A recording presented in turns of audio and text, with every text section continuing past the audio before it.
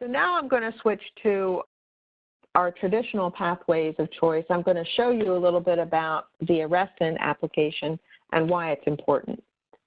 So initially, GPCRs were looked at by the earliest way you can look at it is by radioligand binding.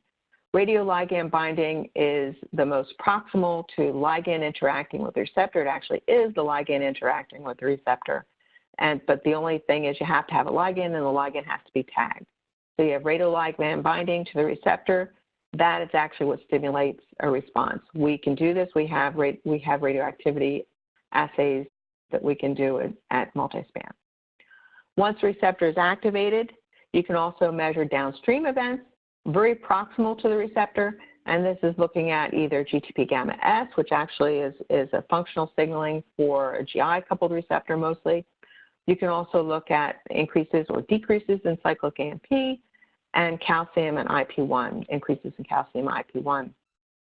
You can do the GRK2 phosphorylation like I was talking about. You can also look at receptor internalization, and with our assays, with the way we do the cells, you can look at internalization by an antibody that's common to the flag tag, so that you can do that for even receptors that are orphan receptors as well. So you can look at internalization, and you can look at beta-arrestin ERK phosphorylation, essentially. So these are some of the traditional pathways. I say traditional in that over the past several years have been used. But arrestin signaling bias was discovered not very long ago, but long ago enough that it's reemerged interest in GPCRs. And one of the reasons is, as initially, arrestins 1 through 4, one is a rhodopsin receptor, so that's actually only an I, so that's not something that we're so interested in. But arrestin 1 through 4 thought to be mainly involved in GPCR receptor desensitization and internalization following phosphorylation. That is what initially was thought with arrestins. But newer evidence shows that internalized receptor beta-arrestin does something different, something in addition. It can form a scaffold for the mitogen-activated protein kinase to generate a signalosome. It can form a scaffold for AKT, PI3K, PDE4, and this is in both in vitro and in vivo.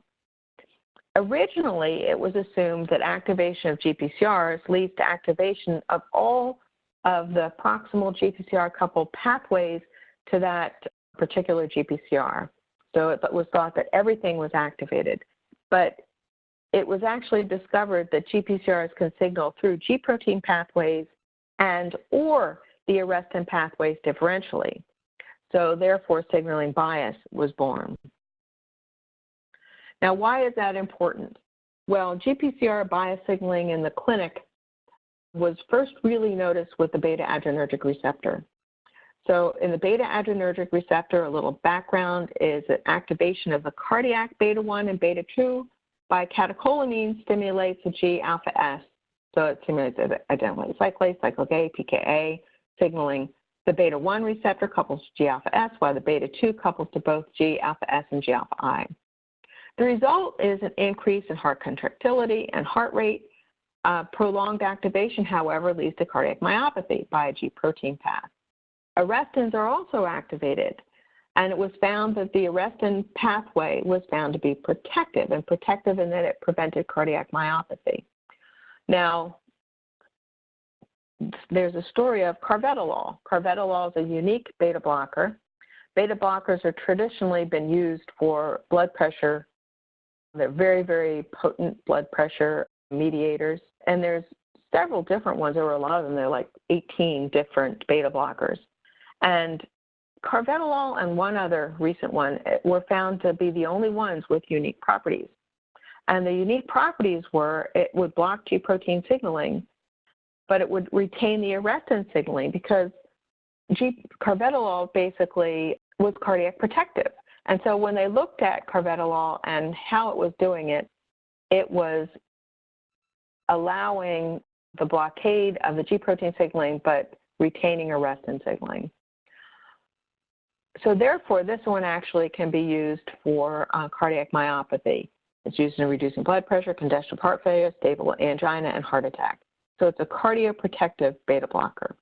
So this actually opened up a whole new area and avenue of discovery, because now you know that you can differentially signal. You can parse it out so that it either signals through an arrestin or through a G protein, and you can block the signaling in both or part. You can probably stimulate the signaling in one or the other.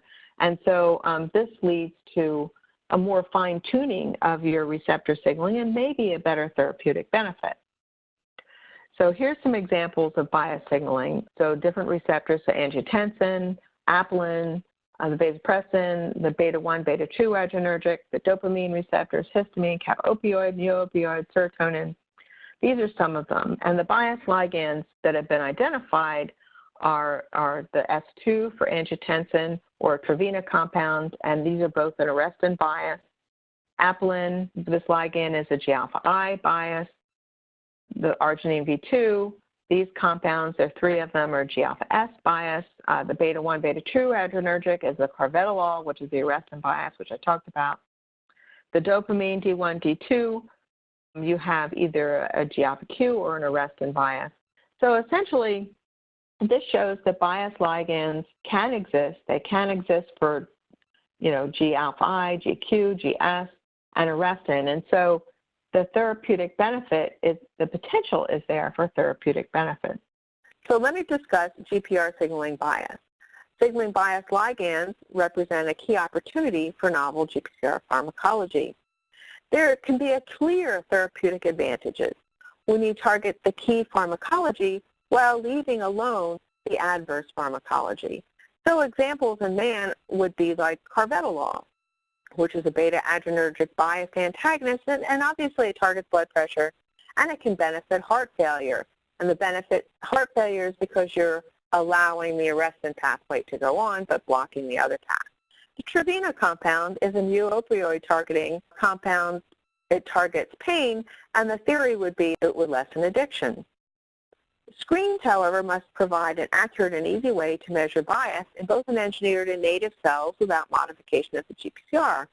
We can measure bias with G protein signaling, so for G-alpha S, G-alpha Q, GI, in high throughput, but really it's difficult to do the arrestin technologies because all of them, or most of them, require GPCR tagging or altering the cell in some other manner.